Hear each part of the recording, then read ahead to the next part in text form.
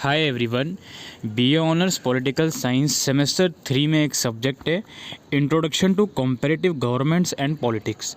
इसका हम exam pattern discuss करेंगे इस वीडियो में। दोस्तों, एक चीज़ मैं आपसे सीरियसली रखना चाहता हूँ, उस चीज़ को समझिए यार। उस चीज़ को रखने से पहले कुछ मैं आपको दिखाना चाहता हूँ। ये आपका सिलेबस है introduction to comparative government and politics का, जिसमें आपकी 4 यूनिट हैं। ठीक है, यूनिट 1 में क्या है भाई, आपको पहले कॉम्परेटिव पॉलिटिक्स के बारे में समझना है कि ये होता क्या है, इसका स्कोप क्या है। तुलनात्मक राजनीति, किन्हीं दो चीज़ों का जब कंपैरिजन करा जाता है तो उसको हम बोलते हैं कॉम्पैरेटिव। और वो पॉलिटिक्स के संदर्भ में करा जाए कि इंडिया के अंदर कैसी राजनीति होती है, यूएसए के अंदर, ब्राज़ील के अंदर कैसी राजनीति होती है, तो इनको कंपेयर करा जाए तो उसको हम कॉम्पैरेटिव पॉलिटिक्स बोलते हैं। ठीक है, तो पहली यूनिट में यही है कि कॉम्परेटिव पॉलिटिक्स के बारे में आपको पढ़ना है, इसका नेचर, इसका स्कोप क्या है और कंपेयर करना क्यों ज़रूरी है, मतलब क्यों कंपेयर करा जाता है और कंपेयर के मेथड्स कौन कौन से हैं। ठीक है, और यूरोसेंट्रिज्म के बारे में आपको पढ़ना है।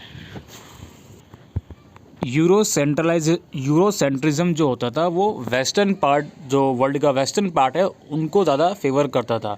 तो उससे आगे उठना, यूरोसेंट्रिज्म से आगे उठना, उसके बारे में आप पढ़ोगे। यूनिट 2 में आप अप्रोचेस पढ़ोगे कि यार कंपैरेटिव पॉलिटिक्स को हम स्टडी कर रहे हैं तो इसके जो अप्रोचेस हैं वो कौन कौन से हो सकते हैं। Institutional approach, system approach, structural functional approach, political culture और न्यू इंस्टीट्यूशनलिज्म। यूनिट 3 में आप पढ़ने वाले हो historical context of modern government. जो मॉडर्न गवर्नमेंट होती है उसके बारे में आप पढ़ोगे, जिसमें कैपिटलिज्म होता है, इसका मीनिंग और डेवलपमेंट क्या होता है, ग्लोबलाइजेशन क्या होती है, सोशलिज्म का क्या मतलब होता है, इसकी ग्रोथ कैसे हुई, और कॉलोनियलिज्म और डी कॉलोनलाइजेशन का मीनिंग क्या होता है, इस ये बना कैसे, एंटी कॉलोनलिज्म क्या होता है, इसका स्ट्रगल कौन कौन से हैं, और डी कॉलोनलाइजेशन का प्रोसेस क्या होता है, वो पढ़ोगे। और लास्टली आपको थीम्स ऑफ कंपैरेटिव एनालिसिस, किन किन थीम्स के ऊपर इसका कंपैरेटिव एनालिसिस करा जाता है, वो आप पढ़ोगे। ठीक है, और इसमें कुछ कंट्रीज़ भी है जिसमें ब्रिटेन, ब्राज़ील, नाइजीरिया और चाइना है। तो ये आपने सिलेबस देख लिया। अब देखो यार, ये सिलेबस है 2015 का। 2015 का सिलेबस सेम है, लेकिन यूनिट 2 2015 में थे ही नहीं। तो मेरा आपको बताने का मकसद ये है कि कुछ वीडियोस यूट्यूब के ऊपर ऐसी आती हैं जो आपको ऑफलाइन पेपर दिखा रहा है, और उस ऑफलाइन पेपर को जो दिखाया गया है वो ओल्ड सिलेबस के बेसिस पर है भाई। आप DU की वेबसाइट पर जाइए, 2019-20 में जब सिलेबस रिवाइज्ड हुआ था तब डाउनलोड कीजिए, और उससे पहले का सिलेबस डाउनलोड कीजिए, तो आपको डिफरेंस पता चल जाएगा कि भाई यूनिट 2 नई ऐड हुई है और 2019 में ऐड हुई है। तो 2019 के बाद ऑफलाइन पेपर हुआ ही नहीं अब तक, दिसंबर 2022 में पहली बार होगा। तो अब ये आपको डिसाइड करना है कि जो भी वीडियो आप देख रहे हो उसमें कंप्लीट आपकी जानकारी है या नहीं है। अब इससे ज़्यादा क्लियर मैं आपको नहीं बता सकता हूँ। ठीक है जी, तो ये मैं आपको सबसे पहले क्लियर करना चाहता था। अब मैं क्वेश्चन पेपर की तरफ बढ़ूँगा। मैं भी आपको ऑफलाइन मोड का क्वेश्चन पेपर दिखाऊँगा, लेकिन उसके साथ साथ मैं आपको यूनिट 2 में से कौन कौन से क्वेश्चन आए हैं वो भी मैं आपको दिखाऊँगा। ऑफलाइन भी, ऑनलाइन पेपर भी मैं आपको दिखाऊंगा। ऑनलाइन पेपर में से हम ये देखेंगे कि यार यूनिट 2 में से कौन से क्वेश्चंस रखे गए हैं। ठीक है, तो चलिए हम बढ़ते हैं आगे इस वीडियो में। तो पहले ऑफलाइन मोड का ही देख लेते हैं। 75 मार्क्स का आपका पेपर रहेगा। टोटल 8 क्वेश्चंस होंगे, जिसमें से 4 करने होते हैं। हिंदी या इंग्लिश किसी भी लैंग्वेज में आप पेपर कर सकते हो। तो पहला क्वेश्चन है, what advances have been made in the study of comparative politics in recent time, critically examine. समकालीन संदर्भ में तुलनात्मक राजनीति के अध्ययन में किस प्रकार से बदलाव हुए हैं, चर्चा कीजिए। क्या चेंजेस हुए हैं कॉम्परेटिव पॉलिटिक्स को स्टडी करने में आज के टाइम पर, वो आपको एग्जामिन करना है। राइट, तो ये जनरल टाइप का क्वेश्चन है। आपको इस क्वेश्चन को करने के लिए पता होना चाहिए कि यार कॉम्परेटिव पॉलिटिक्स होता क्या था, पहले किस तरीके से इसकी स्टडी करी जाती थी और अब इसमें क्या चेंजेस हुए हैं। तो ऐसा नहीं है कि आप नहीं पढ़ के जाओगे तो भी आप ये कर पाओगे। आपको पहले मालूम होना चाहिए कि पहले किस तरीके से अप्रोचेस थे, स्टडी होती थी, और अब कैसे होती है। या फिर इसके चॉइस में क्वेश्चन दे रखा है कि what are the limitations of Eurocentrism in the study of comparative politics. अब चूँकि आपने टॉपिक देखा गो बियॉन्ड यूरोसेंट्रिज्म, यूरोसेंट्रिज्म से आगे बढ़ना, तो इसलिए क्वेश्चन आया है कि इसकी लिमिटेशन क्या थी। तुलनात्मक राजनीति के अध्ययन में यूरो केंद्रवाद की सीमाओं का विश्लेषण कीजिए। ठीक है, ये 2 क्वेश्चन है, यूनिट 1 में से ही आया है। ये पहला ही क्वेश्चन है, इसका और पार्ट दिया हुआ है। सेकंड क्वेश्चन है, What have been the nature of change in capitalism under the impact of globalization process? ये चूँकि ये पेपर ओल्ड सिलेबस के बेसिस पर मैं डिस्कस कर रहा हूँ फ़िलहाल, इसमें से कुछ आउट ऑफ सिलेबस नहीं है। यूनिट 2 ऐड होगी, उसके भी क्वेश्चन मैं डिस्कस करूँगा, अभी टेंशन मत लीजिए। ये क्वेश्चन नंबर 2 है, ये आपकी यूनिट 3 में से आया है, जिसमें पूछा गया है कि what have been the nature of change in capitalism under the impact of globalisation process discuss. भूमंडलीकरण की प्रक्रिया के द्वारा पूंजीवाद की प्रकृति में किस प्रकार के बदलाव परिवर्तन आए हैं, चर्चा कीजिए। जो कैपिटलिज्म का नेचर है वो किस तरीके से बदला है ग्लोबलाइजेशन की वजह से, वो आपको बताना है। इसके बाद हमारा discuss the role of glasnost and perestroika in the decline of socialism in former Soviet Union. भूतपूर्व सोवियत संघ में समाजवादी के पतन में ग्लासनोस्ट और पेरेस्ट्रोइका की भूमिका का आलोचनात्मक विश्लेषण कीजिए। अगेन ये यूनिट 3 में से ही आया आपका सोशलिज्म वाले पार्ट में से। Discuss the various forms of colonialism in the 20th century.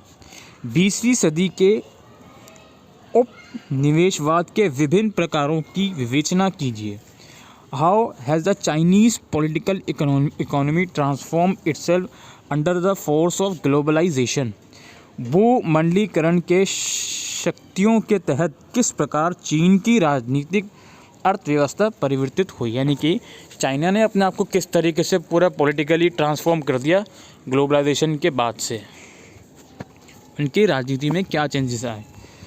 फिर है parliamentary democracy has been sustained over the year by its emphasis on the principle of collective responsibility of the cabinet system and political homogeneity in Britain. Do you agree? Discuss.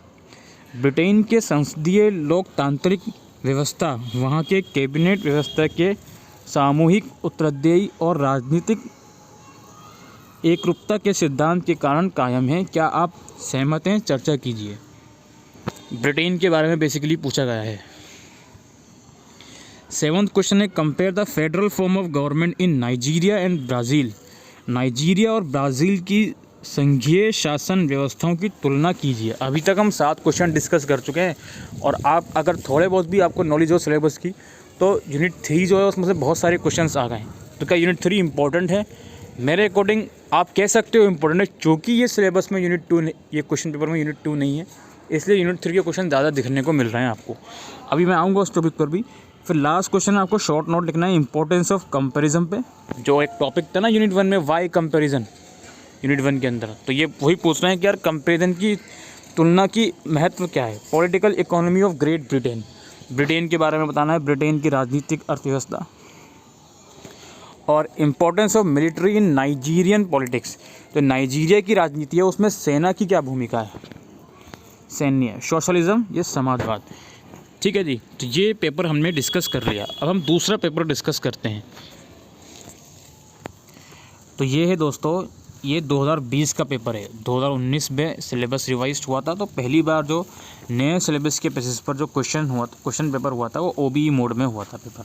तो उसका हम paper देख रहे हैं। पहला question तो आप देख सकते हो कि कॉम्परेटिव पॉलिटिक्स क्या है, कि और ये इतना इंपॉर्टेंट क्यों है कॉम्परेटिव पॉलिटिक्स को स्टडी करना, उसको एक्सप्लेन करो। तो ठीक है, फर्स्ट यूनिट में से ये भी। सेकंड है कि what were the detrimental effects Eurocentrism had on comparative politics analysis. How did the non European comparativist challenge the Eurocentric biases. तुलनात्मक राजनीति विश्लेषण पर यूरो केंद्रितता के क्या नकारात्मक प्रभाव पड़े हैं। वही है गोबियन सेंट्रिज्म का प्रोसेस क्या है, क्यों हुआ ये, क्या इसके नेगेटिव इम्पैक्ट है, उसी के बारे में। थर्ड क्वेश्चन देखो, how does political culture determine the functioning of political institution, explain with reference to the political cultural approach to comparative politics. तो ये जो क्वेश्चन है, मैं बात कर रहा था आपसे इतनी देर से कि भाई ये क्वेश्चन आपको किसी भी इस तरह का क्वेश्चन, आपको कोई भी आप ऐसा पेपर देख रहे हो ऑफलाइन मोड का, वो मिलेगा ही नहीं अब तक, दिसंबर 2022 से पहले का, बिकॉज ये यूनिट ही नई ऐड हुई थी। तो ये जो क्वेश्चन है, ये इंपॉर्टेंट क्वेश्चन की कैटेगरी में बिल्कुल आप रख सकते हो उसको। क्योंकि इसमें पूछा जा रहा है कि जो पॉलिटिकल कल्चर है वो किस तरह से पॉलिटिकल इंस्टीट्यूशन के फंक्शन को डिटरमाइन करता है। आपको पॉलिटिकल कल्चर का अप्रोच जो है कंपैरेटिव पॉलिटिक्स का, उसके बारे में बताना है। राजनीतिक संस्कृति राजनीतिक संस्थानों के प्रकार को किस प्रकार निर्धारित करता है। राजनीतिक संस्कृति उपागम की तुलनात्मक राजनीति के संदर्भ में व्याख्या कीजिए। ठीक है, फिर फोर्थ क्वेश्चन वो आपका कैपिटलिज्म वाला क्वेश्चन में से आ गया कि दुनिया में पूंजीवाद के विस्तार की विवेचना कीजिए। वैश्वीकरण ने इसके समर्थन में किस प्रकार से सहायता की है। ठीक है, फिर आपका ये ब्रिटेन का इकोनॉमिक पॉलिसी से रिगार्डिंग क्वेश्चन आ गया। फिर आपका आ गया नॉन लिबरल पॉलिटिक्स जो होती हैं ब्राज़ील के अंदर, उसके बारे में क्वेश्चन आ गया। चूँकि ये ओबी मोड का क्वेश्चन है, इसमें 6 ही क्वेश्चन पेपर आते थे, तो इसमें ज़्यादा क्वेश्चंस ये लोग नहीं डिस्कस कर सकते ज़्यादा यूनिट्स में से। तो वापसी हम एक बार सिलेबस पर आ जाते हैं। ठीक है, अब सिलेबस पे हम वापसी आ गए हैं और इसमें आप 4 यूनिट्स आपकी हैं। अब आपके मन में डाउट रहेगा कि यार कौन सी यूनिट इंपॉर्टेंट है, तो मैं सिंपल सी लैंग्वेज में आपको समझा सकता हूँ। शुरू की 3 यूनिट प्रॉपरली करके चले जाओ, आप पूरा पेपर इजीली अटेम्प्ट करके आ सकती हो। यूनिट 4 जो है वो अगर आप छोड़ भी दोगे तो कोई दिक्कत नहीं है। अगर आपके पास टाइम नहीं है, पेपर आपकी पढ़ाई नहीं करी, तो शुरू की 3 यूनिट बहुत अच्छे से आप लोग करके आ सकते हो। ठीक है, आप कैपिटलिज्म के ऊपर भी क्वेश्चन ज़रूर से आता है, कॉलोनियलिज्म के ऊपर भी क्वेश्चन ज़रूर से आता है।